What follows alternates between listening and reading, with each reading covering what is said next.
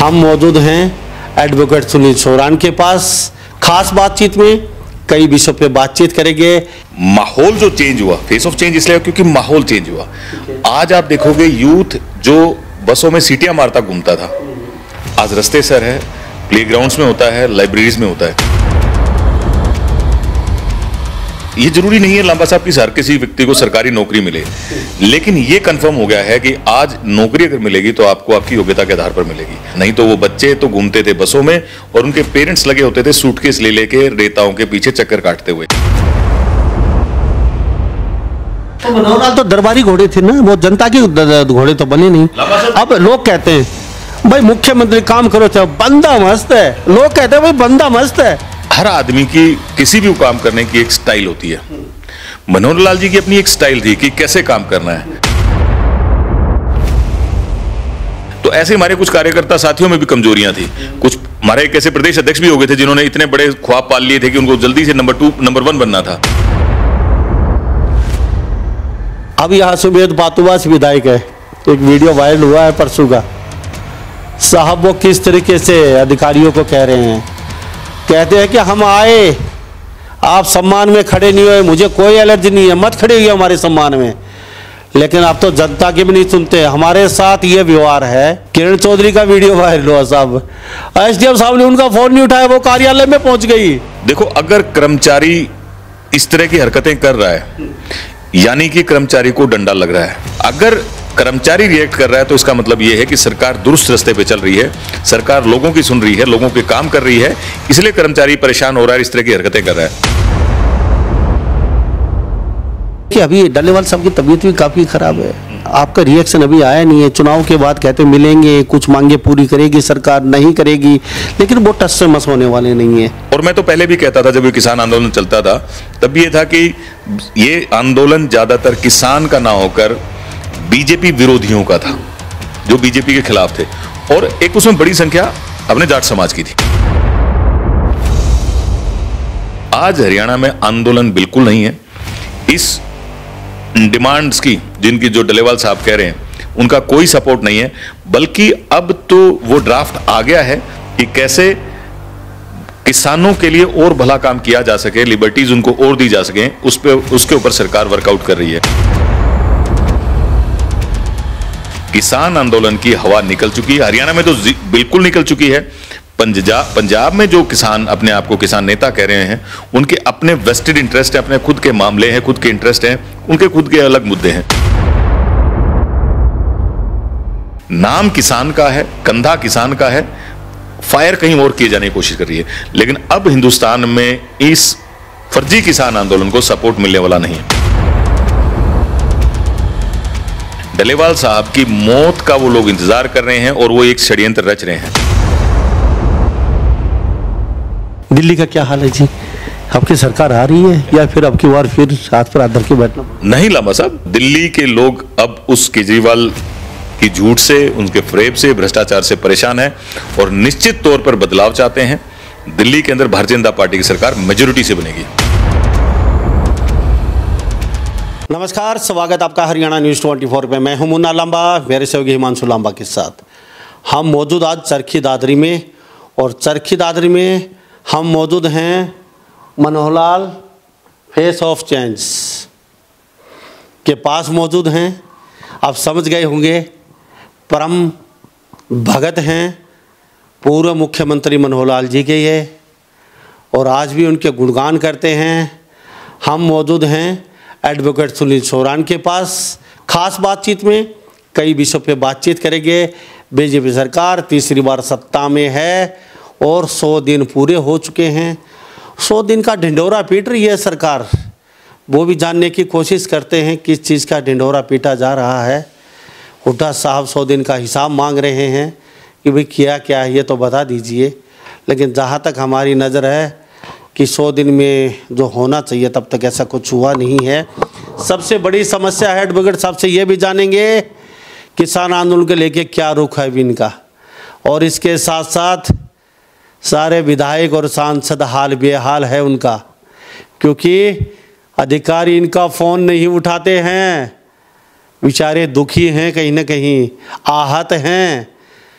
देख के अनदेखा कर देते हैं कि यहाँ कोई विधायक जा रहा है या कोई सांसद जा रहा है, उनको कोई लेना देना नहीं है।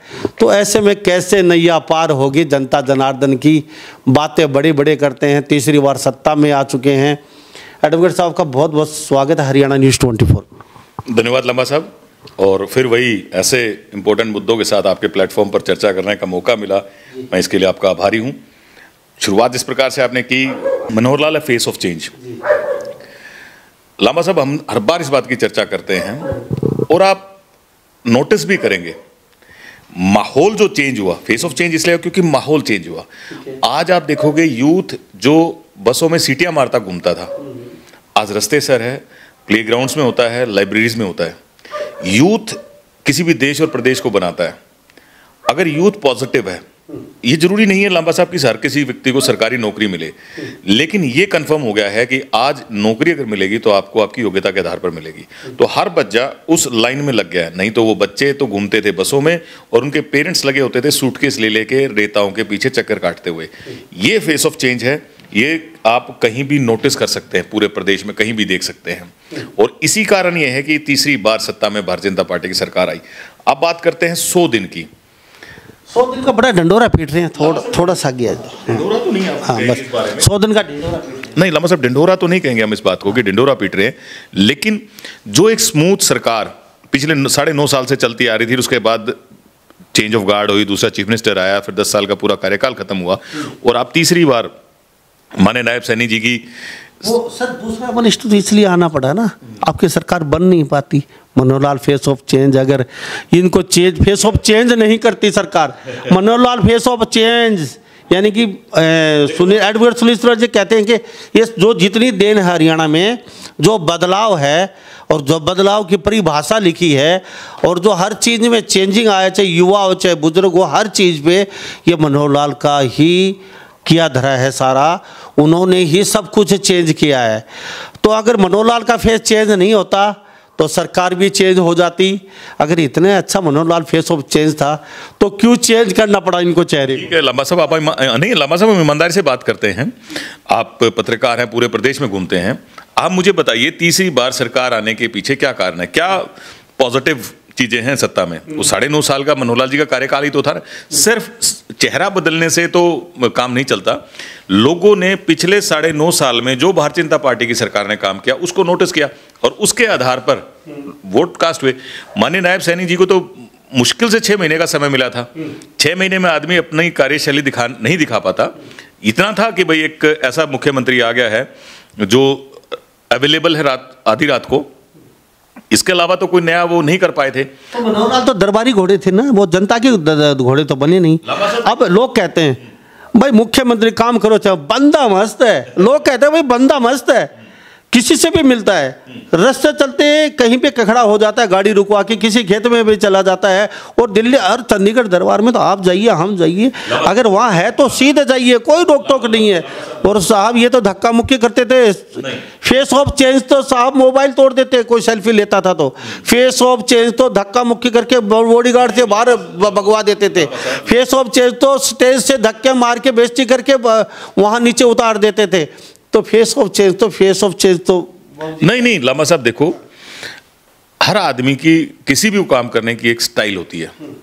मनोहर लाल जी की अपनी एक स्टाइल थी कि कैसे काम करना है, लेकिन जो बैक ऑफ माइंड जो था वो ये था हमेशा कि आम आदमी का भला कैसे हो सकता है। उसके लिए वो पोर्टल लेके आए ताकि, जैसे हम अभी अधिकारियों की बात कर रहे हैं, अधिकारी तो एग्जीक्यूटिव की तो चमड़ी बहुत मोटी है और एक दिन अभी आएंगे, लेकिन पहले इस मुद्दे को मैं बताऊंगा आपको उस बारे में। एक दिन नहीं, ये कई सालों की हिंदुस्तान की जो ब्यूरोक्रेसी है उस पर बहुत सारी लिटरेचर भी लिखा गया, किताबें भी लिखी गई कि कितना निकम्मापन है इस ब्यूरोक्रेसी में। तो उसको बदलने का उसको ठीक दुरुस्त करने का एक तरीका ये भी है कि आप उस अधिकारी को बीच से हटा दो, इसलिए पोर्टल बनाए गए। और पोर्टल बने तो लोगों को वो सुविधाएं डायरेक्ट उनके घर मिलने लगी। मनोहर लाल जी के साथ जो आप इस बात की चर्चा कर रहे हैं, मैं कह रहा हूं उनके साथ न्याय नहीं हुआ। और उसमें देखो जो विरोधी उसे तो विरोध करना ही है। मैं कहता हूं ये कमजोरी हमारे पार्टी कार्यकर्ताओं की तरफ रही। कमाल बात यह है कि वोट मनोहर लाल जी के काम के मांगे गए, लेकिन मनोहर लाल जी के नाम को अवॉइड किया गया, क्योंकि मनोहर लाल जी ने पूरे प्रदेश को एक नजर से देखा और उन्हें कार्यकर्ताओं को भी समझाने की कोशिश की। कि इस पोजीशन को तुम अपनी बापोती ना मानो। मान लो आप विधायक हो, मंत्री हो या जिला अध्यक्ष हो, ये मत सोचो कि तुम अपने क्या फायदे उठा पाओगे। जो तुम लोगों के लिए कुछ कर सकते हो उसमें तुम आगे बढ़ो। तो ऐसे जो लोग पॉजिटिव माइंडसेट के थे वो तो सब कहते हैं जी मनोहर लाल जी से बेटर आदमी कोई नहीं हो सकता।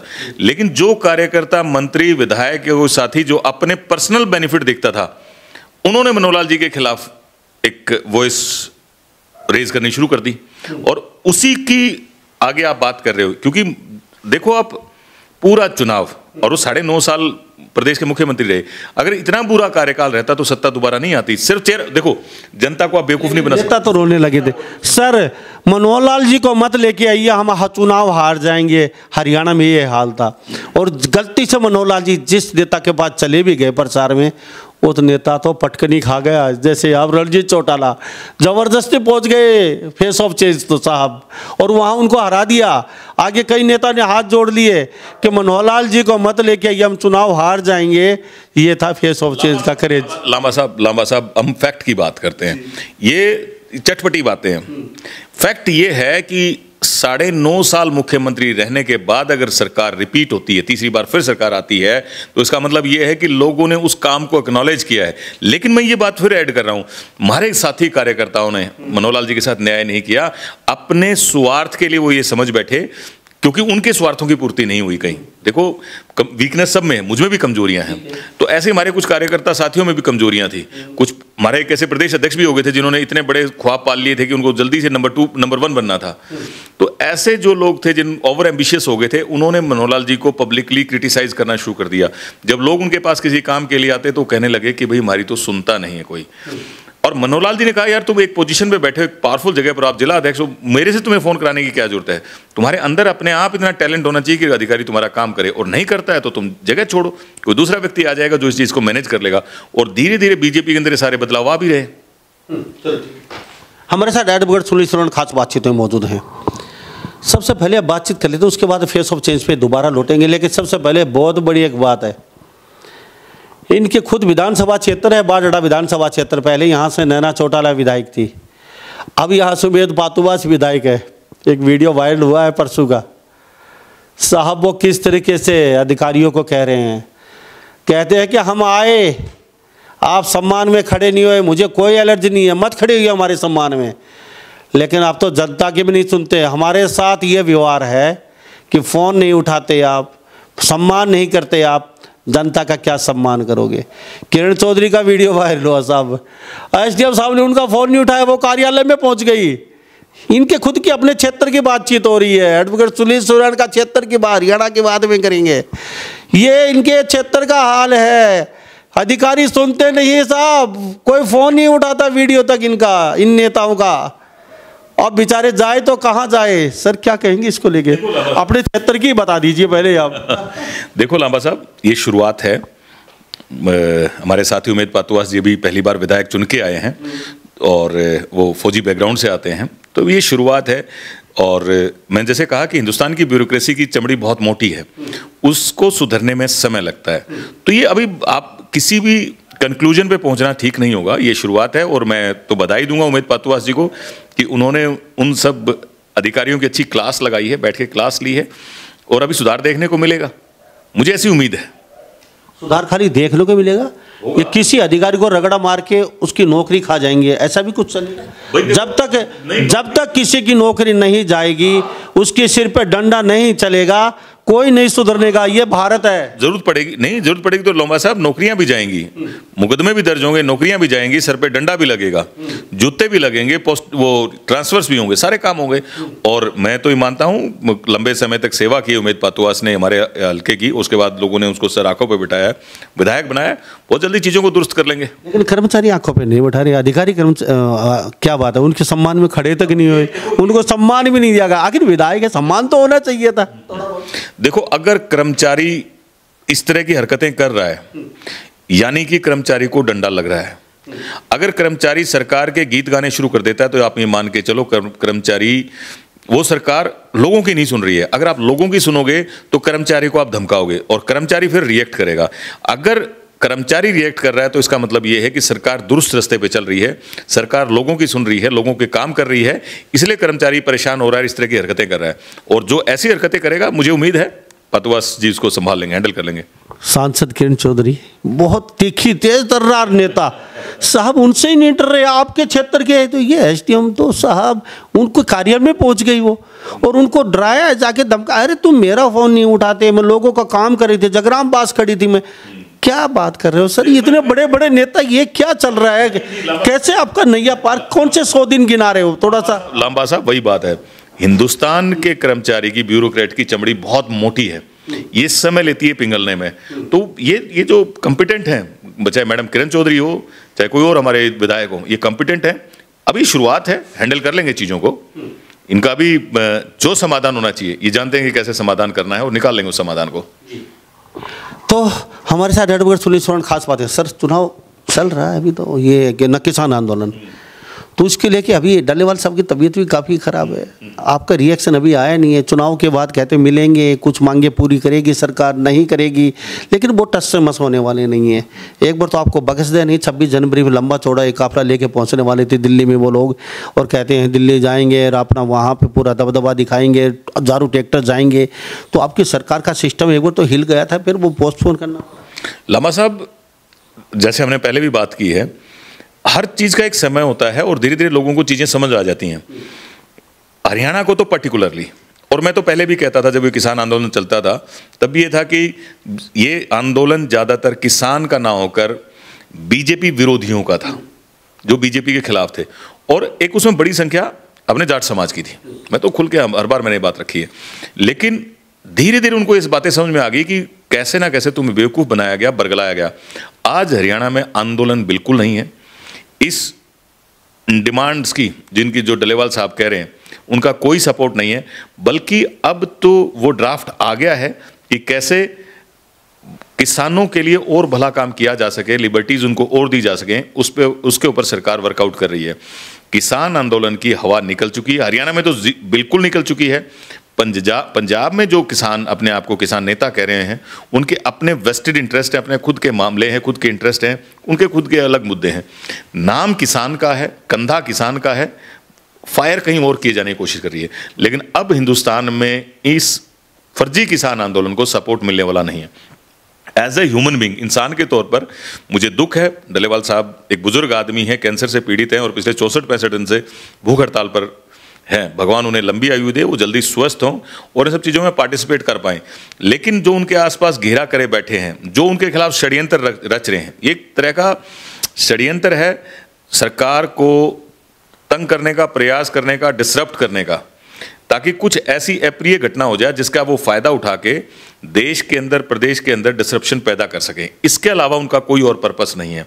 डलेवाल साहब की मौत का वो लोग इंतजार कर रहे हैं और वो एक षड्यंत्र रच रहे हैं, क्योंकि अब हरियाणा में तो किसान आंदोलन के नाम की कोई चीज़ नहीं है, पंजाब में भी वो बैठ गया है, तो वो तलाश कर रहे हैं चिंगारी की जिसको हवा दी जा सके और दोबारा से प्रदेश में, देश में माहौल खराब किया जा सके।